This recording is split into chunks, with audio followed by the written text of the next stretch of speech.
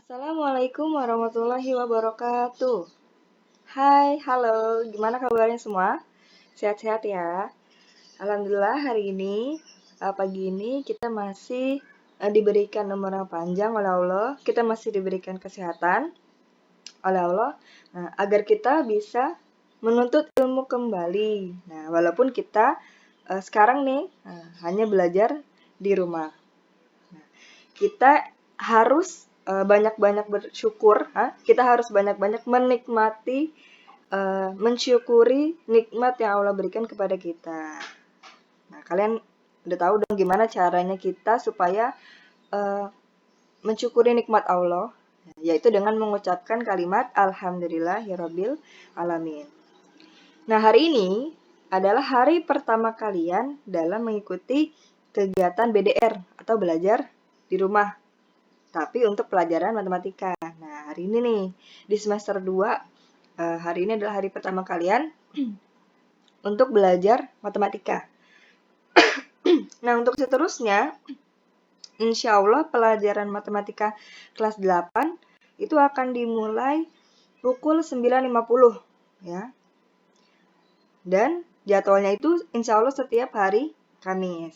Oke, jadi kalian persiapkan diri kalian masing-masing, jiwanya dipersiapkan dengan baik ya dari pagi supaya sudah ditata niatnya untuk menuntut ilmu ya. Nah, kalau ada tugas supaya segera dikerjakan dan langsung dikumpulkan sebelum hari Kamis. Matematika kan pelajarannya hari Kamis. Nah, kalian supaya mengerjakan dan mengumpulkan tugas matematika itu sebelum hari Kamis agar tidak terjadi penumpukan tugas. Kalau tugas 1 kalian belum mengumpulkan, nanti minggu depan ada tugas 2 lagi, minggu depannya lagi ada tugas 3. Nah, kalau kalian tidak mengerjakan dan tidak mengumpulkan, nah itu akan menjadi tumpuk-tumpuk gitu tugasnya. Jadi diusahakan setiap ada tugas, ya khususnya tugas matematika, saat itu juga langsung dikerjakan dan dikumpulkan. Jadi setelah kalian menonton videonya, kalian pahami, lalu kalian kerjakan latihan soalnya.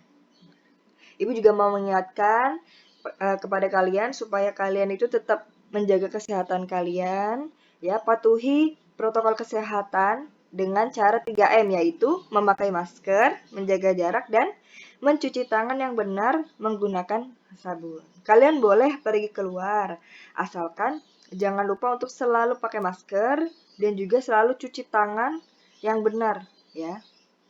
Harus rajin-rajin mencuci tangan. Dan kalian juga jangan berkerumun tanpa menggunakan masker, ya.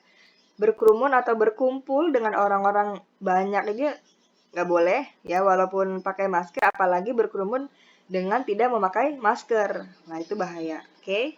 Kalian sayangi diri kalian sendiri, kalian sayangi orang tua kalian, saudara-saudara kalian, ya. Karena kita juga harus selalu berakhlakul karimah dimanapun kalian berada. Ucapannya dijaga, tingkah lakunya juga dijaga, oke? Oke ya. Nah, untuk hari ini, pelajaran matematika akan dimulai melalui video pembelajaran yang Ibu buat ini. Jadi amal soleh disimak, diperhatikan, materinya dicatat di buku tulis kalian masing-masing. Kalau ada tugas ya langsung dikerjakan dan langsung dikumpulkan. Kalau tidak mengerti, kalian boleh nanya ke Ibu via WhatsApp. Ya, walaupun kita belajar melalui Google Classroom lewat video pembelajaran ini ya, tidak melalui Zoom, apalagi tidak tatap muka di kelas, ya, tapi amal solih kalian supaya tetap belajar yang serius, ya, supaya video ini kalian tonton sampai selesai. Jadi jangan setengah-setengah. Nanti materinya yang nyampe juga setengah-setengah. Jadi amal solih videonya ditonton sampai habis ya. Disimak, diperhatikan, ditonton sampai selesai. Hargailah orang lain jika kalian ingin dihargai. Oke? Nah, materi yang pertama di semester 2 ini itu bab mengenai teorema Pitagoras. Mungkin kalian sudah mendengar tentang teorema Pitagoras. Oke, kita akan bahas Nah, di teorema Pitagoras ini ada dua penilaian. Namanya kompetensi dasar. Yang pertama, penilaian mengenai gimana cara menjelaskan dan membuktikan teorema Pitagoras dan identifikasi teorema Pitagoras. Yang kedua, menyelesaikan masalah yang berkaitan dengan teorema Pitagoras dan triple Pitagoras. Nah, yang akan kita pelajari hari ini, yang pertama, itu unsur-unsur dalam teorema Pitagoras. Jadi, di teorema Pitagoras itu ada apa aja sih? Yang kedua, kita akan membahas mengenai kebenaran teorema Pitagoras. Dan yang ketiga, kita juga akan membahas panjang sisi segitiga siku-siku jika panjang dua sisinya diketahui. Oke. Apa itu teorema Pitagoras? Nah, kalian mungkin pernah mendengar tentang piramida, ya. Piramida ini, lalu ada jembatan gantung, oke. Dan juga ada tenda. Nah, anak pramuka nih, kalian juga biasanya kalau bikin tenda, nah, kalau kalian perhatikan di situ ada bisa membentuk segitiga gitu. Kalau di piramida begini. Ini kan seperti limas. Nah, di sini di tengah-tengahnya itu ada segitiga siku-siku. Jembatan gantung juga membentuk sebuah segitiga siku-siku. Nah, tenda pun juga membentuk sebuah segitiga siku-siku. Jadi teorema Pitagoras itu menyangkut tentang segitiga siku-siku, ya. Yang mana segitiga siku-siku itu bisa dipakai di topografi, ya. Di analisis-analisis yang lain itu kita bisa menggunakan teorema Pitagoras. Nah, kita harus tahu apa sih teorema Pitagoras itu. Nah, teorema Pitagoras itu adalah sebuah aturan matematika yang bisa dipakai dalam menentukan panjang salah satu sisi dari suatu segitiga siku-siku. Kalau segitiga siku-siku, kan segitiga sisinya ada 3 nih, seperti background ini ya. Segitiga sisinya ada 3. Nah, teorema Pitagoras adalah sebuah aturan matematika yang bisa dipakai dalam menentukan panjang salah satu sisi dari suatu segitiga siku-siku. Jadi ada 3 sisi, ada 2 sisinya sudah diketahui. Di sini misalnya 2 cm, yang ini 4 cm. Nah, untuk mencari sisi yang satunya, untuk mencari panjang salah satu sisinya, kita pakai teorema Pitagoras. Kalau maknai secara rumus, pada suatu segitiga siku-siku, teorema Pitagoras itu adalah kuadrat dari sisi terpanjang, yaitu sama dengan hasil jumlah dari kuadrat sisi-sisi penyikunya. Ini secara penjelasan. Nanti kalau kita jabarkan dengan gambar, kita akan tahu penjelasannya. Nah, sifat dari teorema Pitagoras ini, yang pertama hanya untuk segitiga siku-siku. Jadi kalau segitiga sembarang, segitiga sama sisi, ya, itu tidak bisa dipakai. Jadi teorema Pitagoras ini pasti segitiganya itu adalah segitiga siku-siku. Oke, kalau segitiga sembarang, segitiga sama sisi, yang sisinya sama semua, kalau 6 cm, 6 cm semua, nah itu tidak bisa menggunakan teorema Pitagoras. Nah, yang kedua, minimal 2 sisinya dapat diketahui terlebih dahulu. Jadi, seperti yang contoh tadi, yang sininya 2 cm, di sini misalnya 4 cm, misal. Nah, jadi harus 2 sisinya harus diketahui panjangnya. Jadi kalau cuma satu, ya belum bisa. Bisa dihitung, tetapi di jenjang berikutnya, kalian akan menemukan cara bagaimana mencari panjang sisi ketika diketahui hanya satu sisinya. Di teorema Pitagoras ini minimal ada 2. Ya, ada 2 sisi yang harus diketahui. Nah, kita mengidentifikasi segitiga siku-siku. Unsur-unsurnya apa aja? Di sini ada sisi tegak, ya, sisi tegak, dan juga ada sisi alas. Nah, kalau segitiga siku-siku, ciri khasnya adalah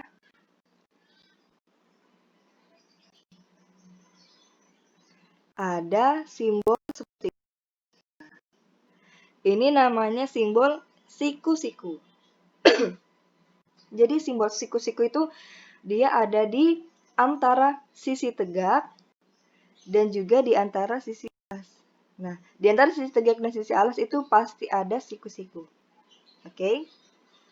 Nah, ada sisi tegak, ada sisi alas. Nah, di depan siku-siku ini, ya, di depannya ini, lihat tanda panahnya ini, di sini ada namanya sisi miring.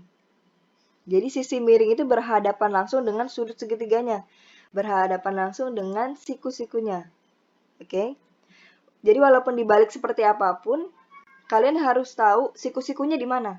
Nah, kalau kalian sudah tahu siku-sikunya di situ, berarti di depannya siku-siku adalah sisi miring. Oke?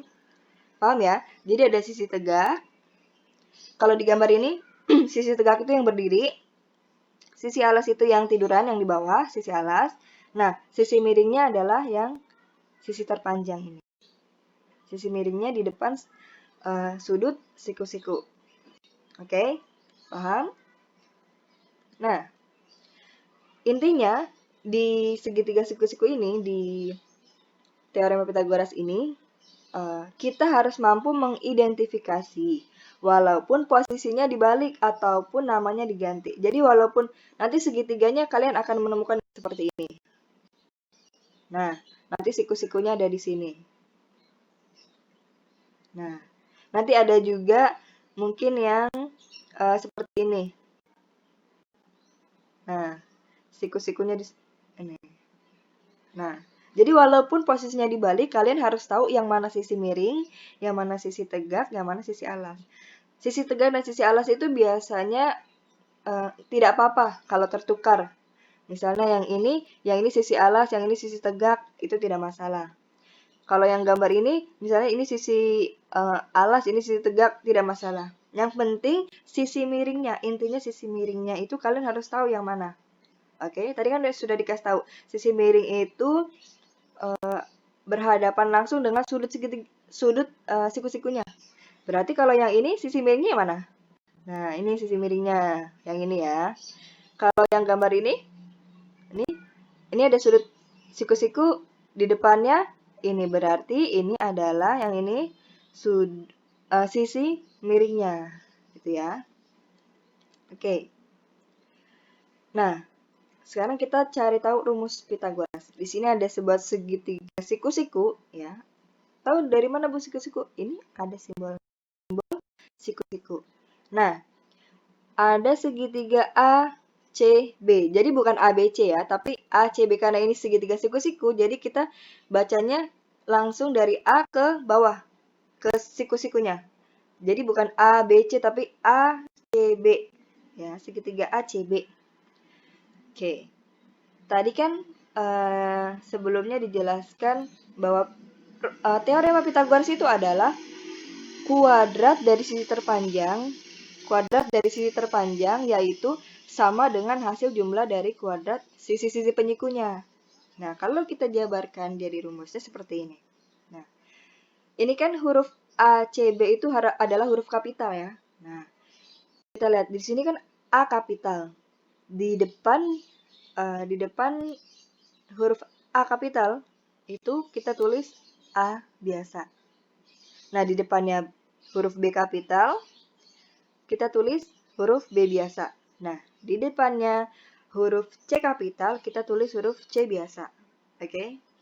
Paham ya? Jadi depannya A kapital, A biasa. Depannya B ini B kapital, kita tarik garis sini, B biasa. Depannya C, kita tarik garis ke sini, jadi C biasa. Nah, didapat rumus Pythagorasnya adalah C kuadrat, ini huruf yang kecil ya, ini C kuadrat sama dengan A kuadrat ditambah B kuadrat. Jadi sisi terpanjang ini sama dengan jumlah dari dua sisi yang lainnya. Jumlah dari kuadrat sisi yang lainnya. C kuadrat sama dengan A kuadrat ditambah B kuadrat.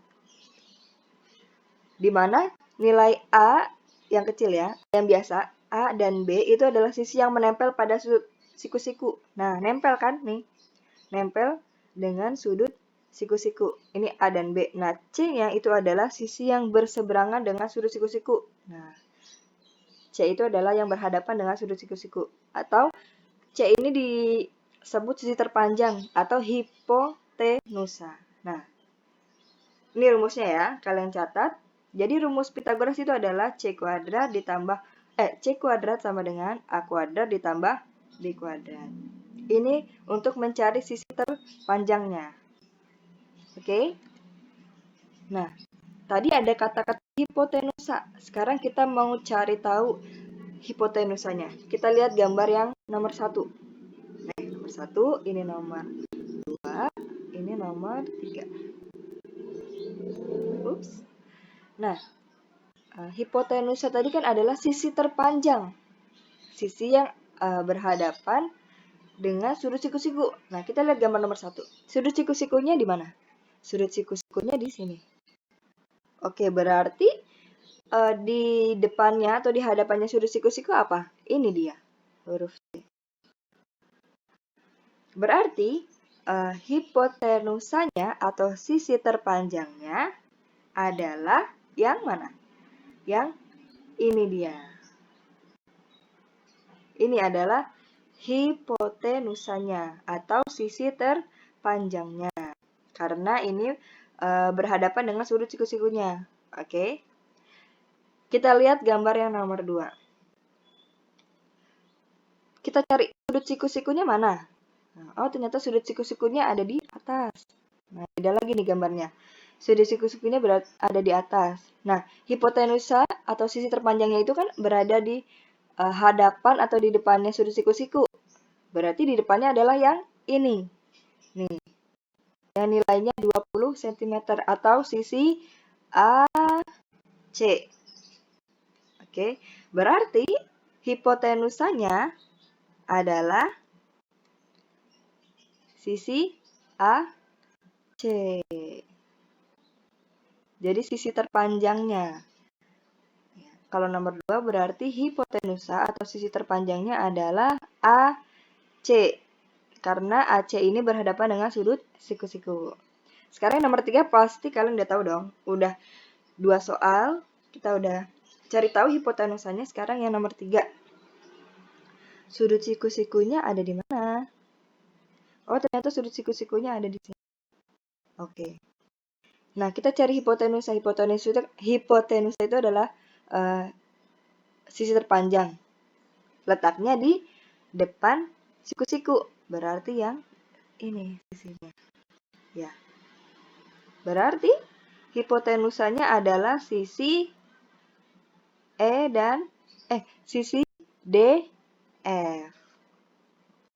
Nah, ini adalah sisi hipotenusanya atau sisi terpanjangnya. Oke, paham ya? Jadi kalian harus tahu dulu sisi terpanjangnya yang mana. Oh, sisi terpanjang itu kan hipotenusa. Hipotenusa itu letaknya di depan sudut siku-siku atau berhadapan dengan sudut siku-siku. Nah, kalau di gambar itu sudah ada sudut siku-sikunya, ya, kalian sudah bisa langsung tahu mana hipotenusanya. Oke, kita lanjut. Nah, sekarang kita mau cari tahu rumus Pythagoras untuk mencari sisi yang lain. Kalau yang rumus Pythagoras sebelumnya kita mencari C kuadrat sama dengan A kuadrat tambah B kuadrat.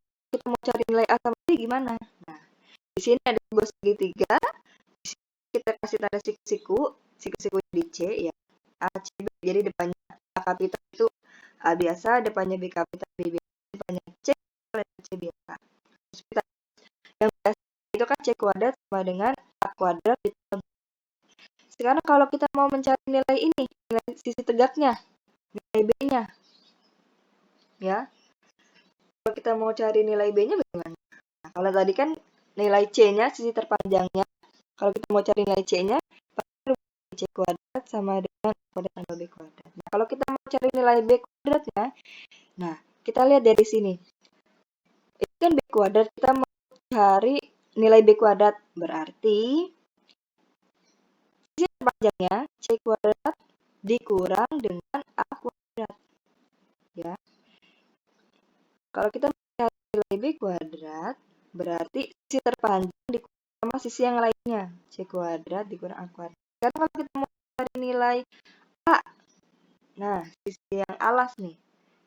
Kalau kita mau cari kuadrat, sama dengan, berarti sisi terpanjang C kuadrat dikurang dengan sisi yang lainnya, B kuadrat. Nah, begitu. Jadi kalau mau cari nilai C kuadrat, A kuadrat tambah B kuadrat, kalau B kuadrat, C kuadrat dikurang A kuadrat. Kalau nyari nilai A kuadrat, nilai A-nya berarti C kuadrat dikurang B kuadrat. Dari A sama B kita bisa tahu. Jadi kalau mau mencari A sama B, itu yang dikurangi, yang pertama adalah C kuadrat, sisi terpanjangnya. Jadi sisi terpanjangnya itu dikuadratkan baru dikurangi dengan sisi yang lainnya. Kalau kita mau cari sisi terpanjang berarti rumusnya ini C kuadrat. Tapi kalau kita mau mencari sisi yang lain, kita pakai yang ini, B kuadrat atau A kuadrat. Jadi rumusnya dikurangi. Intinya kalau kalian mau mencari sisi terpanjang itu dijumlah, tapi kalau mau mencari sisi yang lainnya itu dikurangi. Begitu ya. Kalau kalian mau mencari sisi yang terpanjang atau hipotenusanya, kalian jumlah. Tapi kalau kalian mau mencari nilai yang lainnya, sisi yang lainnya, bukan sisi terpanjang, itu dikurangi. Oke? Nah, sekarang apa sih gunanya rumus Pitagoras? Gunanya rumus Pitagoras untuk menentukan jenis segitiganya. Oh, ini kira-kira ini segitiga apa ya? Oh, ini segitiga sembarang. Ini kira-kira segitiga apa ya? Kok ada sudut siku-sikunya? Oh, ini berarti segitiga siku-siku. Gitu. Nah, yang kedua, untuk menentukan diagonal bidang kubus dan juga balok. Dan yang ketiga, menentukan diagonal ruang kubus dan juga balok. Nah, untuk diagonal ini, kubus, balok, ini akan kalian pelajari di tahapan selanjutnya, di bab selanjutnya. Sekarang kita masuk ke contoh soal. Nah, di sini kalian persiapkan buku tulisnya, ya, alat tulisnya. Oh, Bu, tadi saya udah menyiapkan dari tadi. Oke, bagus. Contoh soal. Yang pertama, diketahui segitiga siku-siku ABC dengan siku-sikunya di B. Nah, udah dikasih tahu siku-sikunya di B. Panjang AB-nya 8 cm dan panjang BC-nya adalah 6 cm. Yang ditanya adalah tentukan panjang AC. Panjang AC. Sekarang kita gambar dulu segitiganya. Segitiga ABC. Kita ambil penggaris. Usahakan kalian penggaris ya, penggaris sendiri. Kita bikin segitiganya segitiga yang umum aja. Segitiga yang ada sisi tegak, sisi alas, dan juga sisi miring. Oke, kita gambar sisi tegaknya. Sekarang kita mau gambar sisi miringnya.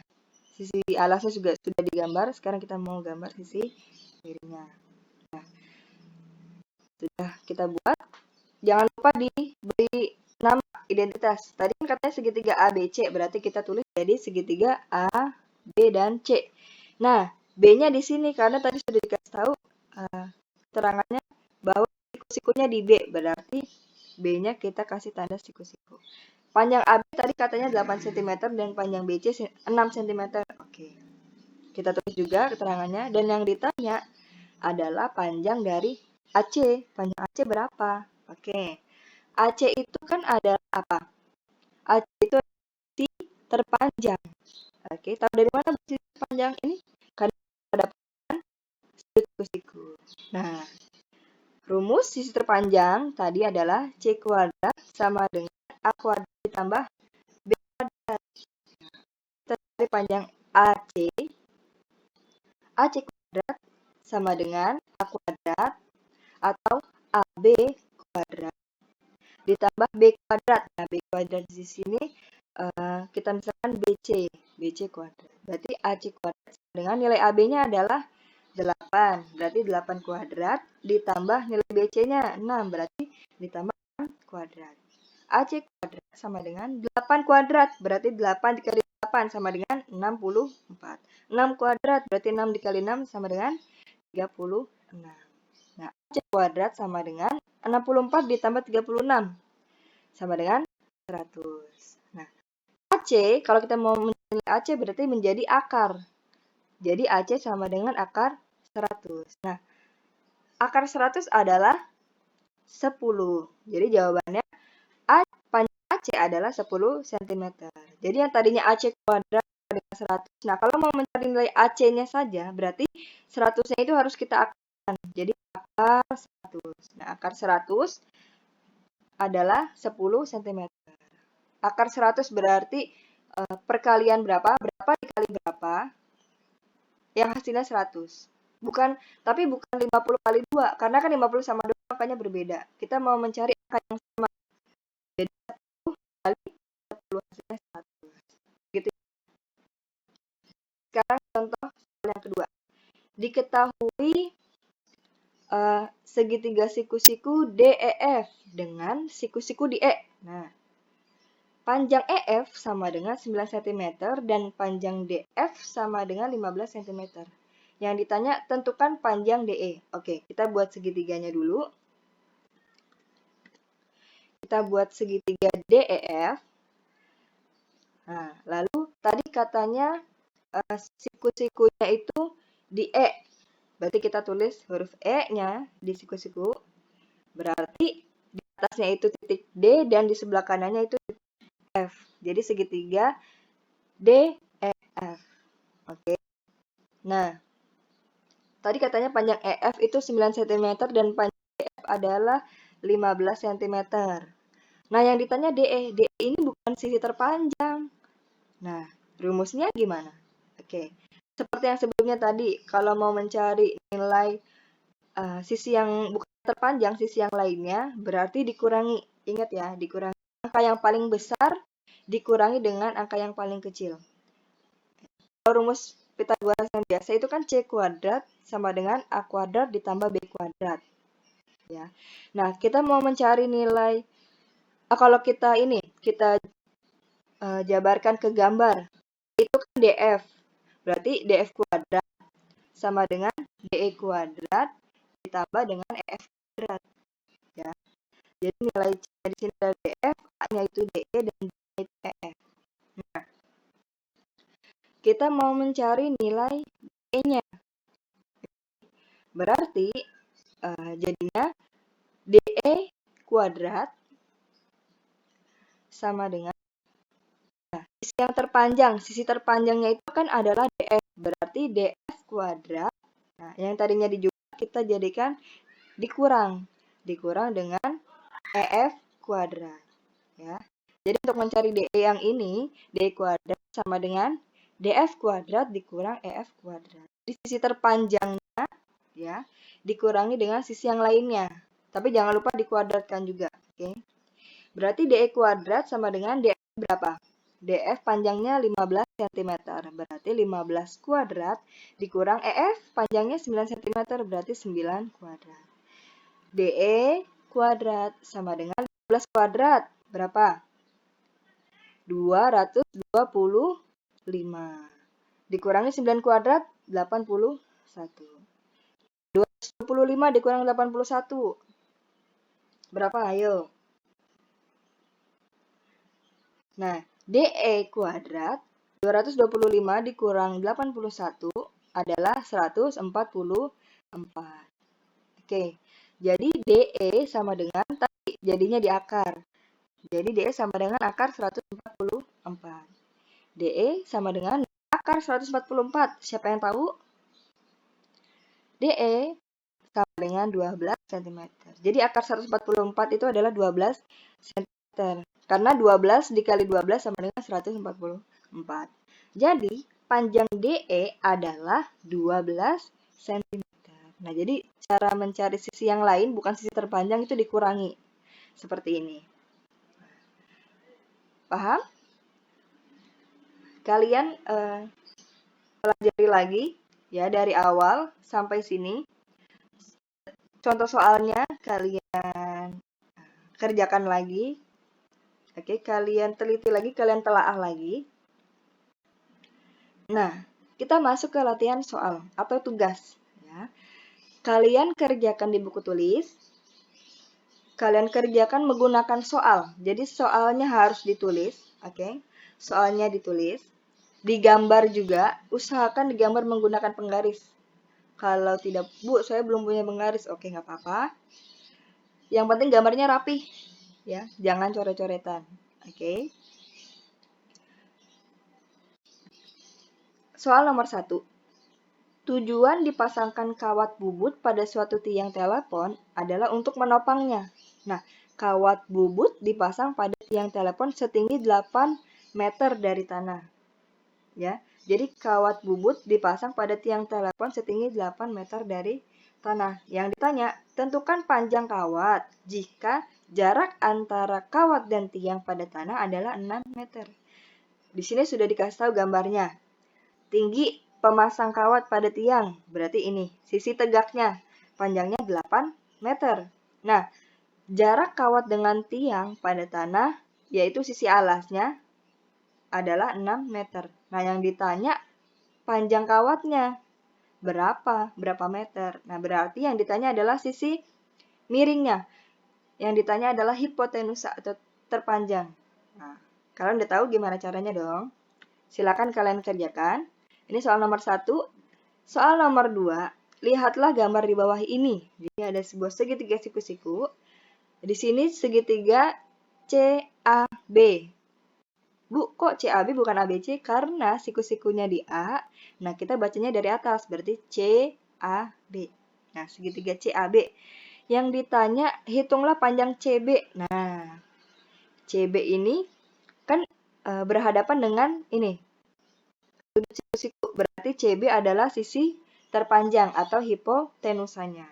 Nah, kalau mau mencari sisi terpanjang atau hipotenusanya bagaimana caranya?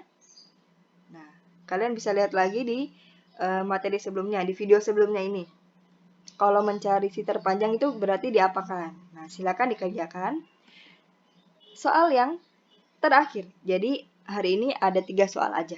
Biasanya 5, Ibu kasihnya 3 soal aja. Soal yang terakhir, lihatlah gambar di bawah ini. Oke, gambarnya agak berbeda dari sebelumnya. Nah, di sini ada ABC, segitiga ABC atau boleh juga CBA. Nah, siku-sikunya di B. Nah, di depan siku-siku ini ada sisi AC.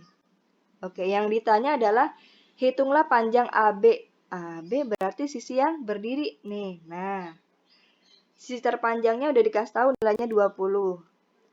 Terus sisi yang lainnya BC itu 12. Yang ditanya adalah sisi tegak lah misalnya. Yang ditanya sisi tegak. Nah, caranya bagaimana? Kalian lihat seperti yang contoh soal yang nomor 2. Oke. Nah, silakan tugasnya dikerjakan langsung. Kalau ada yang masih belum mengerti juga, bisa WA atau telepon ya. Bisa bisa hubungi lewat WhatsApp. Oke. Sekian pelajaran hari ini. Mudah-mudahan Allah paling aman, selamat, lancar, barokah. Kalian semua diberikan kesehatan. Orang tua kalian, saudara-saudara kalian, semuanya diberikan kesehatan.